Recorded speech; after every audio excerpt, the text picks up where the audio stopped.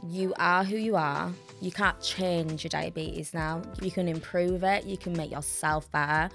Your diabetes is your superpower. Be that superhero. You are incredible. You're fighting to stay alive every day and you make it to that next day. You don't realise how incredible you actually are, so just keep doing you.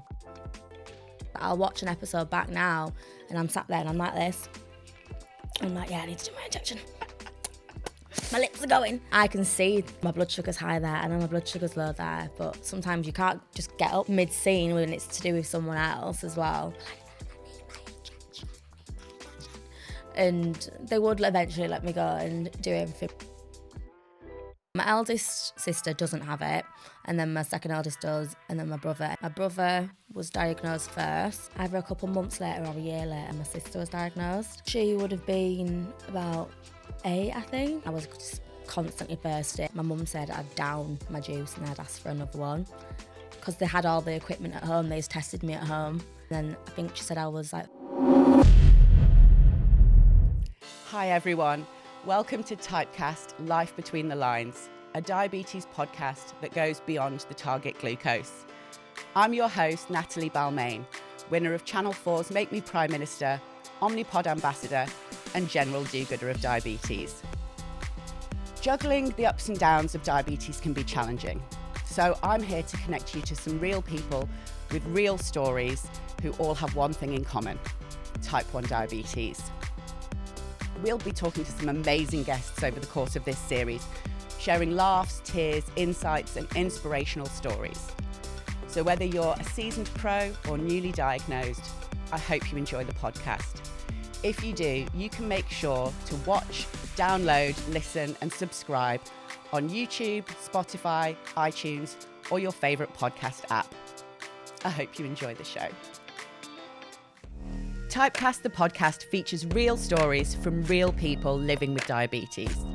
But of course, none of this should be taken as medical advice. Always seek advice from your diabetes specialist team before making any changes. Hi Diabesties, and welcome to another episode of Typecast Life Between the Lines. I'm your host, Natalie Balmain, and I am so excited to introduce today's guest because I'm a big fan. She stormed onto our screens in the 2023 series of Married at First Sight as the feisty northerner with a heart of gold. I think me and her have got a lot in common. And despite being half of the youngest pair on the show, she certainly showed some of the older couples how to deal with a challenge. Maybe type 1 diabetes helped her with that. I'm really happy to introduce Tasha J. Hello. How are you, babe? I'm good, how are you? Good. Thank you so much for coming and joining me today. Absolutely. I've got so many questions to ask you, but Let's go for it. we'll start right at the beginning because you were diagnosed really young, weren't you? Yeah, I was 2.5 when I was diagnosed, so Wow. I don't really know any different. So you've just lived with T1D your whole life. Pretty much. So I guess that's probably contributed a lot to how you are, how you overcome challenges. What was it like growing up when you were at school? Was it something that you were just cool with, or did you have a period where you struggled with your type 1? Or I feel like in primary school I felt like the outsider because my mum would have to come in every lunchtime to do my injections, and every time my blood sugar was low I'd have to leave lessons to go to the office. Can I have my hobnobs, please? Have the biscuits. I just felt different and I didn't know why I was different. And then high school was tough because people would take the mick and I was just like, but this is just my life. I don't get why you're taking mick out of me. What's wrong with me? But do you know what? I always think that because people don't take the mick out of other conditions in the way they do with diabetes. And it always kind of, it irks me, do you know, when you see people are like, get one of those super caramel triple unicorn frappuccinos and they're like #diabetes. I'm just like... It's like, guys, it's not how it works, actually. Yeah, exactly. So, and obviously we're going to get into this a bit later on, but you did end up going on Married at First Sight. So I do really want to talk to you about what it's like type 1 and dating. Mm-hmm. Did you have some interesting challenges when you started dating with type 1? Yeah, I feel like my partner's just never really understood And I could be having a really bad low, and they're like, right, come on, but we need to leave. I'm like, I'm sat on the kitchen floor. Give me 15 minutes. And they just, I don't think unless you live with it, you really don't understand it. No. And I always thought this as well because, I talk a lot about mental health and type 1. It's important for anybody to have good mental health, but when you've got to keep yourself alive 24 hours a day, 7 days a week, 365 days a year, you need to feel good about yourself to have that desire to want to, because it's relentless, isn't it? Otherwise you're just going to go, oh, can I be bothered to check my bloods? Can I be bothered to do that kind of thing? So I know I've had it. Did you ever have any experiences where somebody just messed with your mental health and it was just kind of like, ugh? Yeah, I'd probably say with one of my ex-partners, like I said, he just didn't understand it. So it would drag me down. Like, he wants to have dinner at a really late time. And I'm like, no, I need to have dinner between 5 and 6. Like, that's how my body knows when to eat. And I'm like, no, I want dinner at 8 p.m. I'm like, well, I'll be 2.1 by 8 p.m, love. So, yeah, that really affected me quite a lot. It's all the little things that my body's used to that some people just won't understand or get, and they don't want to adjust themselves to my lifestyle. But sorry, you're going to have to. Well, exactly. And I mean, even before you get to the sort of dating stage, I don't know if you've had it, but I've certainly met those guys that you meet that the names always seem to begin with a J. Have you met those guys? And, they'll go after you, love bomb you, all the rest of it until they know they can get you, and then they disappear. And, I always think that's just cruel to do to any woman. But if you're being that careless to do that to somebody who needs to, their mental health to be on point, I've definitely spiraled a couple of times when I was younger. I had that experience, and a guy does that, and then you're left questioning yourself, like, oh, was I not good enough, or did I do something wrong?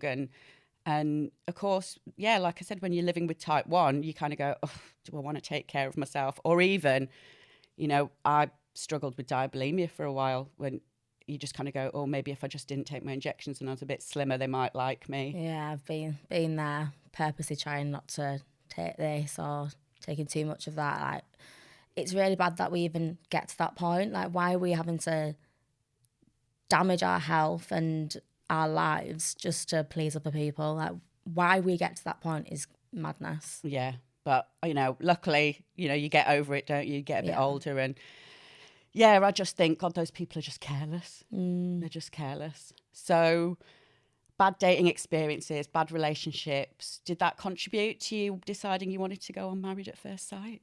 Do you know what? Maybe a little bit. I feel like no one really understood me, and I thought, let's do maths. Let's see if this guy will understand me. It's a different part of the country. Let's have a go. And well, it worked. I know, you met the lovely Paul. I know. Oh, he is such a sweetie. He is. He's a good egg. Oh, and I know we didn't actually get to see it when you were on Married at First Sight, but did you actually talk about it? Like, did you tell Paul? How did that all? Yeah, so on the wedding day, we was at the dinner, we was sat at the top table, and he said to me that he had several allergies. So we was talking about that, and then I turned to my best friend and I was like, is this my opportunity? Do I tell him now? Is this the time? Is this the time? And then I was like, 1 minute. Do I tell him my diabetes? And then I was like, oh, well, I've actually got type 1 diabetes. But at the time, I didn't have a sensor on. Like, you couldn't see it. Yeah. And he, like most people, just didn't have much education on it or much knowledge on it. And it was a really powerful, beautiful moment for me. And the fact that he just seemed so accepting of it, and you could tell he was ready to learn and educate himself on it, and that was just so beautiful.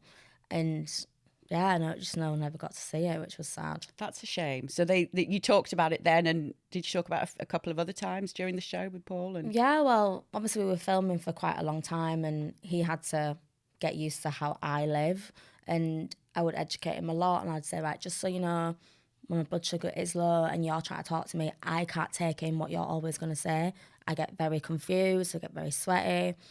And I'd have to just literally give him a step-by-step of, this is what happens if my blood sugar's high, this is what happens if it's low. And if you see me constantly licking my lips, it's because I've got dry mouth and my blood sugar's high or it's too low. And he would sit there and listen and happily educate himself, which was a really nice thing. And I said, don't touch my snack drawer. It's the main thing. If I see you eating my biscuits, this marriage is over. I'm going to tell you that for free. Oh, gosh. I mean, that's just beautiful to have such a wonderful and supportive partner. And obviously that makes a difference for you, doesn't it, in your ability to manage it. But a bit of a shame that they cut that all out. Yeah, I know. I feel like it's a reality TV show, innit? And they want the drama. And I just don't know if they think like people want to see stuff like that. Yeah. But I know I would have loved for people to see that, because the diabetic community has been so supportive since finding out about my diabetes, and they was all on me that I wasn't showing it. And I was like, I really tried. Going back to the actual show, because like we said a second ago, 40 or 50 hours, it is relentless. You're on your feet a lot of the time. Amazing that you had Paul and that he was so supportive. But what was it like managing your type 1 while you were actually filming? Did you have a sensor at that point? Were you allowed to wear it? No, I wasn't on a sensor. I was still doing finger pricks, because I am very funny about change. I've only had my sensor for like maybe 6 months or something. So I was still on finger pricks. The days are long, but there was always a medic on set. And there was like the welfare team were always really supportive. They'd always make sure, Tasha, do you need anything? Is everything okay? Do you need to go to the pharmacy? Whatever. But there would be times that I'll watch an episode back now and I'm sat there and I'm like this. I'm like, yeah, I need to do my injection. My lips are going. Yeah. So I can see, I know my blood sugar's high there, I know my blood sugar's low there, but sometimes you can't just get up mid-scene when it's to do with someone else as well. So I'm like, I need my injection. And they would eventually let me go and do everything, but it was difficult, especially it was really early starts, it was really late finishes. The dinners would be at different times to when I would want to eat. Yeah. So it is a lot. I didn't even think about the dinners. Yeah. And then the stress of the dinners. Exactly. Because they got a bit feisty. No, more than once. Yeah, just a little bit. I'm just thinking about Ella. Shout out Ella. I mean, you definitely were a source of drama, weren't you? We love her for it. We love her. We absolutely love Ella for it. But yeah, so I get just to go back to what you were touching on there about it difficult to change, because that's a really important point that I think a lot of people mention to me when they're talking about changing their therapy for type 1.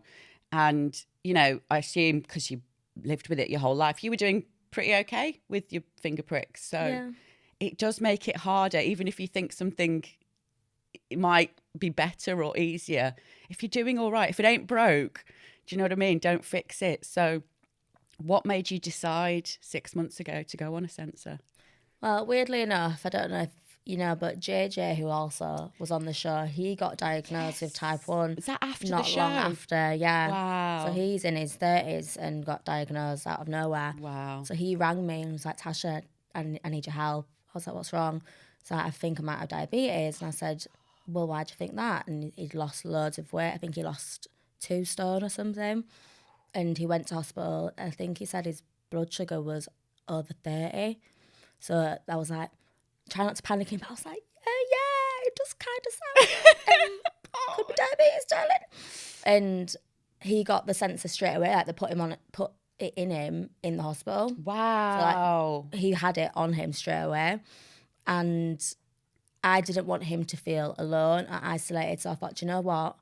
I'm going to get one so that he doesn't feel like he's in this by himself. Yeah. So I got it for him, but then it's so also nice. Changed my life. Like, I've always wanted to take that step, but I was just too scared. Like, my brother and sister are also type 1 diabetic. Oh my gosh, really? Yeah. Okay. And so they've both got the main cert, and they've had them for ages. So okay, well, that's just added a whole nother dynamic to this conversation. So your brother and sister, are they older or younger than you? They're older than me. And did they have it before you? Yeah, so my eldest sister doesn't have it, and then my second eldest does, and then my brother, and then me. My brother was diagnosed first, and it was the weight loss that we found out. Yeah. He was only like maybe 6 or 7. Wow. And He's lost all this weight. He didn't look himself. I remember my mum telling me a story that they were in the hospital with him and my nana was walking up and down the wards and she's kept walking past my mum and my brother. My mum went, what are you doing? She was like, what you doing sat there? And she's like, well, I'm with Reese. And then she went, oh, I don't even recognise him. Oh, Nana didn't recognise him. That's how much weight he'd lost. Wow. Which makes me feel sick every time I think about it. So he was diagnosed and I think it was like either a couple months later or a year later then my sister was diagnosed. And how old was your sister? She would have been about 8, I think. Oh my so gosh. Them they two were quite young. similar age. So then when I was born, they just knew to look out for it. Yeah. Because it was like, right, she's going to get it, isn't she? They just knew. Wow. And I was just constantly thirsty.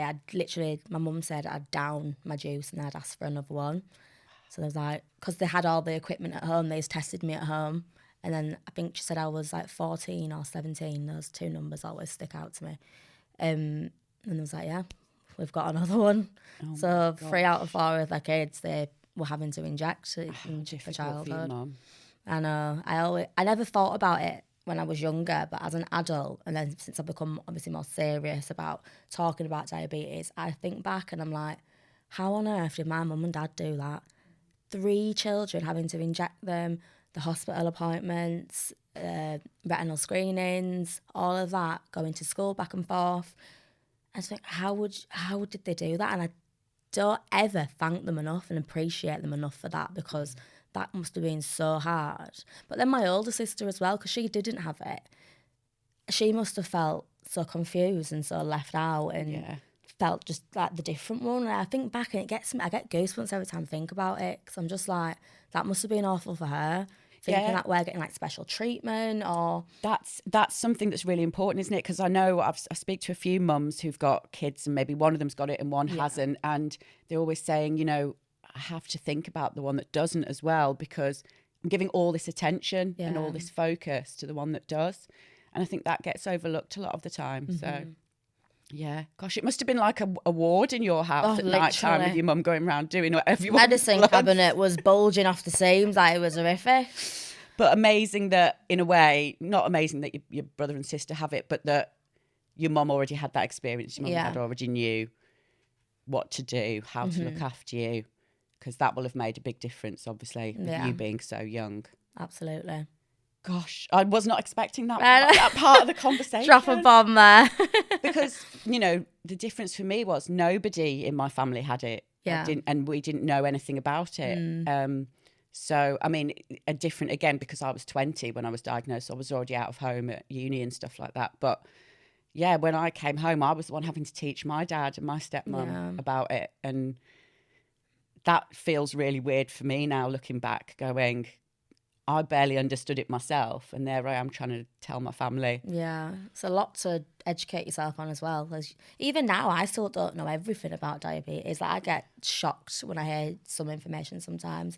So having to explain it to anyone, it is hard. Yeah, and the information has changed a lot since we were younger and since, you know, our diagnosis days for both of us. I mean, I remember being told when I was diagnosed that food makes your blood sugars go up and exercise and insulin makes them go down, and that was it. And I remember one of my GPs shouting at me because my HbA1c was so high, and she was going, you can't possibly be doing it right. You can't be testing at the right time and injecting the right amount because your blood sugars are always high.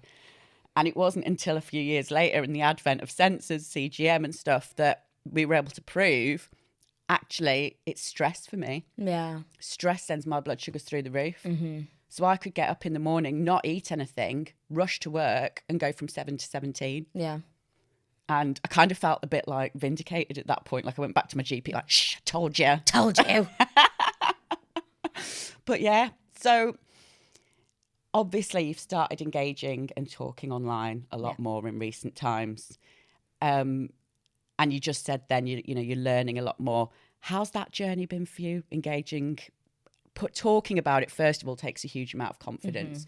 But, you know, you briefly mentioned earlier, the type 1 community have been so supportive of you and you've been on a learning journey. So has it been one of those things that's kind of rewarded you more than you thought it would? Oh my God, absolutely. It's been beautiful. It's actually been really emotional as well. Like the messages I'll get really positive, like confident messages from people, but then I'll have people that open up to me. I'm a stranger to them, they're a stranger to me, and they feel comfortable enough to tell me their life story. I'll always remember there was one parent that actually lost her son because of diabetes, because he couldn't take care of it himself. And I just think, I've got goosebumps. Yeah, I was going to say. You are comfortable enough to tell me your story, and then like remember she ended it on like, thank you so much, and she literally said, I wish you'd have been around when he was, and maybe you could have helped him. And I was just like, oh my god, oh my god, oh my god. I know. It's just like, the community is incredible, absolutely incredible. It's so powerful, and you know, I do talk to people about this all the time, that I feel like in some ways getting type 1 was both the worst and the best thing that ever happened to me. You know, I'm a little bit older than you, but you know, both mixed race. I grew up mixed race in the 90s at a time when I didn't feel part of any community. Yeah. You know, I certainly didn't feel like either of my cultural heritages fully accepted me as them, recognised me as them. And when I became type 1, and it was a few years later that I engaged with the community as well, it was like this group of people who kind of went, we recognise you as one of us and we accept you.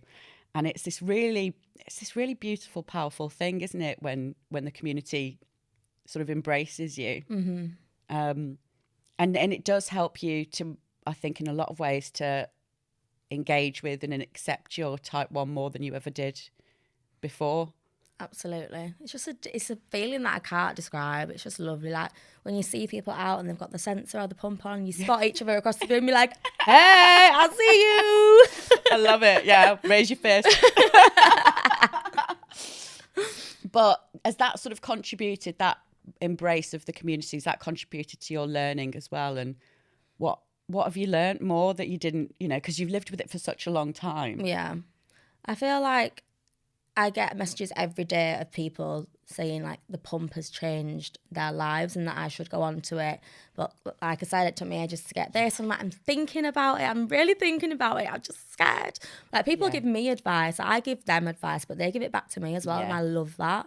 Like, I've never met these people, but I feel like I know them. Oh, you're going to get invited to all the type 1 parties now. Oh, fantastic. That's it. I know. Do you know what? There's somewhere, I think it's in London or in Essex or somewhere, there's a group that put on like type 1 raves. Are you up for it? Get me a glow stick. Get me a glow stick. I'm ready. Oh gosh, honestly, yeah, we'll have to get ourselves down to a type 1 rave at some point. Let's do it. Absolutely. Well, thank you so much for this little chat, Tasha, because I just know that so many people are going to be so excited to hear from you. And so I really appreciate coming and being so open. Absolutely. Thank you so much. But I'm not going to let you go just yet. Oh. We're going to have a little quick ad break and then I'm going to come back where we're going to talk about some funny stories and I'm going to give you some quick fire questions if that's all right. I'm ready for it. All right. Brilliant. All right, guys. Thank you so much for listening to part 1 with the fabulous Tasha J. We're going to take a short ad break and then we're going to be back for part 2. Now, as many of you may know, I also live with type 1 diabetes. I was diagnosed in 2007, age 20. For years after my diagnosis, I lived on multiple daily injections, and not always with the greatest success. I just didn't think there was a better way for me. Then in 2018, I discovered Omnipod, and what blew me away is the fact that it's tubeless. I'd always thought of pumps as having tubes, and that's really what put me off. It just all seemed like a bit too much to have something tubed attached to my body. Being on the Omnipod system has changed my life in so many ways. It's not just improved my diabetes management, but it's the headspace and the freedom that it's given me whilst allowing me to do that. Now you may think, this all sounds amazing, but what is it like in real life? What does it feel like to wear? How big is it? Will it stay on my body? Well, the good news is that Omnipod offer a free demo kit with a needle-free pod that allows you to try it at home. It doesn't deliver any insulin, but it allows you to try it out for size and see what it's like to wear an Omnipod in real life. If you'd like to order a demo kit, you can head to omnipod.com/typecast and get started today. Now, back to the show. Hi everyone and welcome back to part 2 of today's episode with the fabulous Tasha J. Thanks for not running away, Tasha. It wasn't too traumatic, was it? Oh, no, we're having a lovely time. Oh, bless you. Love you too, babes. Right, so I know that you're a girl who doesn't really give too much of a toss what anybody thinks. Yeah, pretty much. But we do get some interesting reactions, don't we, sometimes to our type 1. And I do remember one time, you know, when you're pricking your fingers in winter, it's really cold and it's hard to get blood out of your fingers. And then in summer, they just don't stop bleeding. Yeah. I remember one time I was in an office and I'd pricked my fingers in summer. I'd given it a lick and I thought it'd stop bleeding. And then I must have been playing with some hair on my face or something. And somebody in the office just starts looking at me and their head's turning and their eyes are going like this. And I was like, why are they looking at me like that? It wasn't until afterwards I ran to the bathroom and realised I had blood all over my face. Oh, stop it. Honest to God. Preparing for Halloween, that's all. And nobody told me either. Nobody said anything. I think they just thought maybe I'd just been fighting on my lunch break or something. But, I mean, they probably wouldn't have put it past me. But have you ever had any interesting reactions to your type 1? Oh, absolutely. I remember I was on the train one time and I was still on finger pricks, so I was doing my finger, I was taking my injection, and there was a woman sat opposite me. I was on a table and she was just staring at me like this. And I'm thinking, what's going on here? So then I purposely stared at it dead in the eye whilst I was doing my injection just to make her feel a little bit more uncomfortable. And then she went and told the ticket guy she didn't. that she felt uncomfortable. Then he came up to me and he was like, sorry, can I just ask what you're doing? And I was like, trying not to die. What are you doing? And what did he say at that point? Did he go back and give her a ticking off or did he just leave? No. So the whole journey we were just staring at each other and I was like, I would expect nothing less from you, absolutely. Tasha. But how rude of her. I know. I thought, you little weirdo. So I'm going to make you feel uncomfortable now. Well, I'm glad you called her out. I hope she's watching. I hope she feels really bad. I mean, like, if she didn't like it, she could have just got up and moved. Do you know what I mean? Awful. Weirdos. Honestly. But I mean, it does raise a big point about why we do stuff like this, though, doesn't it? Because, you know, there is so little understanding out there. And hopefully, you know, this podcast isn't just for people who live with type 1 or the people who love and care for people with type 1. It's hopefully for a few other people as well. So we can give them a bit of an education. So thank you for that. All right, we're going to jump straight into our quick fire questions, if that's okay. Oh. You'll find some pieces of card in front of you if you want to just get those out. They're double-sided card. So I'm going to ask you some questions. And if you could just hold up your choice to the camera and say it as well for our listening-only viewers. Okay. Okay, I'm going to start off easy. Pump or multiple daily injections? Multiple daily injections. You've got to say that, haven't you? Because you are still on your multiple daily. I've got to. I'm just so comfortable with it. But that's the beauty of it, isn't it, really? Is that not all tech is necessarily for everyone. I mean, I still think you should try a pump. But, you know, people use what works for them. And if it's working for you, it's working for you. Yeah. Work it, baby. All right, next one. Finger pricks or CGM? Well, if you'd have asked me a while ago, I'd have said finger pricks, but I'm going to go CGM. Yeah. We love it. We love our sensors. We do. Although I did a post recently where, because I'm on Omnipod 5 now, so when I go low, a low noise goes off on my phone, on my pump controller, and on my pod. And sometimes sounds like a robot. This orchestra of beeps. And I'm like, I know, I'm low. All right. All right, next one. Phone or text? Are you a caller or are you a texter? Well, I'm more of a voice noter, to be honest. Do you know what? I'm going to have to switch these up because so many people say that. So you're going to have to middle it. Yeah, I'm just going to do this. Yeah. You're a voice noter. Yeah, I'm a voice noter. I'm neither. I'm a voice noter. Do you send voice notes or do you send voice podcasts? No, I do multiple voice notes. I don't do it in one long block. I'll give you six 30-second ones. Do you ever have it where somebody listens to the first two and then gives up? Yeah. All the time. All the time. I think it's the accent. These can't stand hearing it. Oh, do you know what? Nothing beats a northern accent. We are the best. We are the best. We are the best. All right, next one. Insta or TikTok? Oh. Insta. We love a picky more than a vid. We're Insta girls. Yeah. We've got faces like us. We need to get pictures. And do you know what the thing is for me with TikTok is that I like to follow the people I follow. Yeah. I don't want to see an endless feed of people I don't know. And it's the editing. Yeah. It's confusing. It's too long. Yeah. No, I'm not here for it. Not here for it. No. All right. The next one's a tough one because neither of them are good. But if you had to choose, high or low? Oh. I know. That throws people. Sorry. I think I'd rather be high and go to the toilet 6 times than put on weight by having 6 Kit Kats. I know, it's so annoying, isn't it? I had a low last night and I'd already been snacking because I'd had a long drive and I was like, oh, I've had all the snacks today. And then I had low and I ate like 5 Freddos in the middle of the night. So if today I'm a bit, you know why. Oh, you should have seen me the other day when it was Halloween. I'd bought Halloween chocolate for the kids, but I'd left it next to my bed. Don't ask me why. They didn't get any of the chocolate. I ate the full bag. We were over a week. I ate the full bag. I know I always say this is a problem because you need to have it in your house in case you go low. But then you've got the challenge of trying to not just eat it anyway. We can't win, can we? I know. Which leads me nicely onto the next one. Juice or sweets? Juice. Yeah. I'm a juice girl. But it's not always handy to carry it around, is it? No, it's just annoying. You need big pockets. Do you know what I did yesterday? I had a bag of Skittles in my bag and they were open because I'd already had some of them for a hypo. And then I did something, rustled around in my bag and I just heard them go and I was like, bag full of loose Skittles now. Okay, all right, not to worry. All right, a fun one. Crocs or not? I really want to hear your answer. I hate Crocs with a passion.